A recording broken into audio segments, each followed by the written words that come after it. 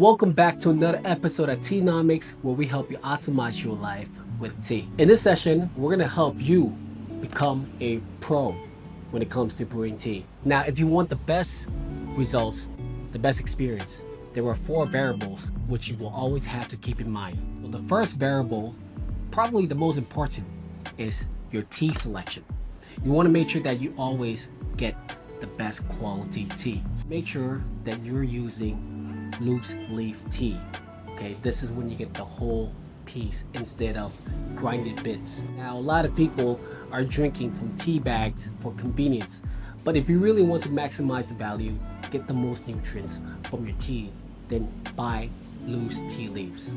And you also avoid the microplastics that often comes with tea bags, which can be quite harmful to your health.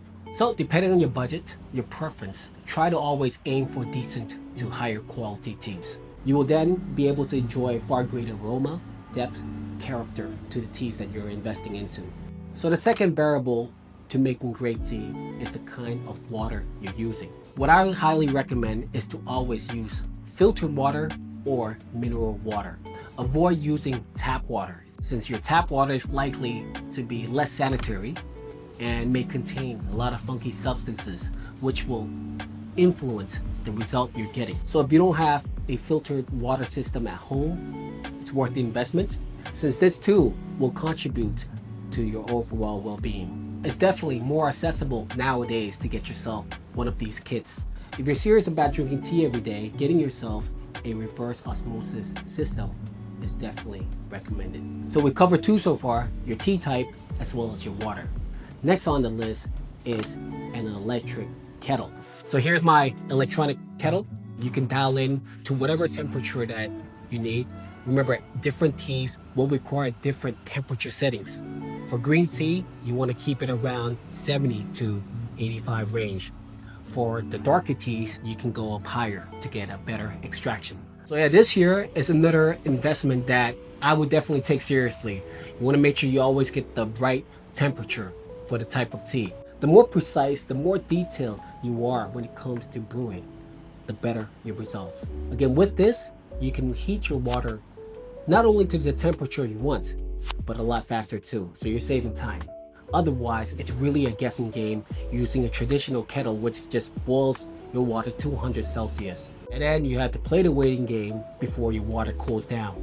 So a temperature controllable electronic kettle is definitely required. And the 4th variable will be time. I would recommend using the stopwatch, or even just having a watch will help. The principle is simple. Always make sure that you're not over steeping your tea, since that will extract too much of the polyphenols and tannins from it.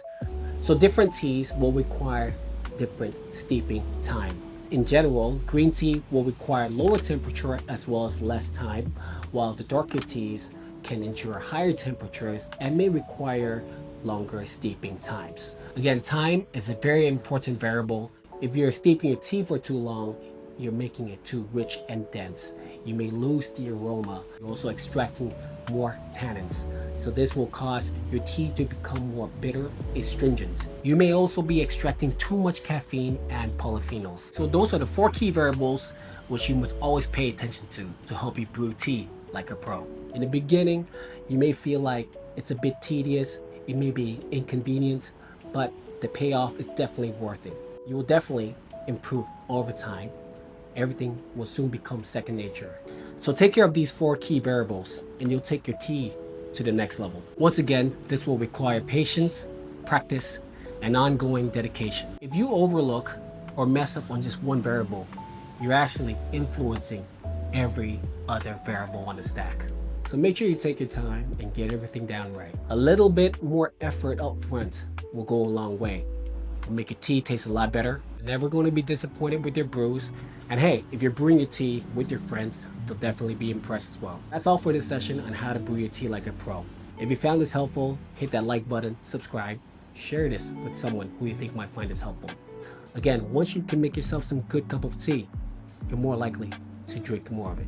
Your brain, your body, your future you will thank you for it. One bonus tip is to make sure that you're keeping your tea well stored. This is how I keep my tea nowadays. Well sealed, keeps everything dry and cool inside.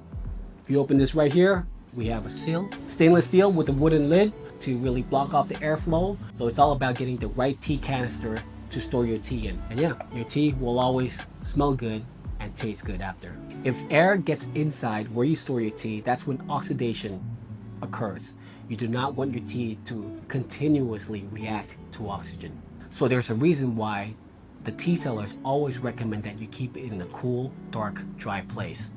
This right here, again, does the job, blocks off any airflow. So if you want to preserve the integrity, the flavor, and aroma of your tea in the long run, make sure you're getting good storage. All right, so next time you brew your tea, make sure you're following these 4 variables. Once again, I want to thank you for your time, for being here with me. I'm your host, Andrew at Teanomix, and I'll see you on the next one.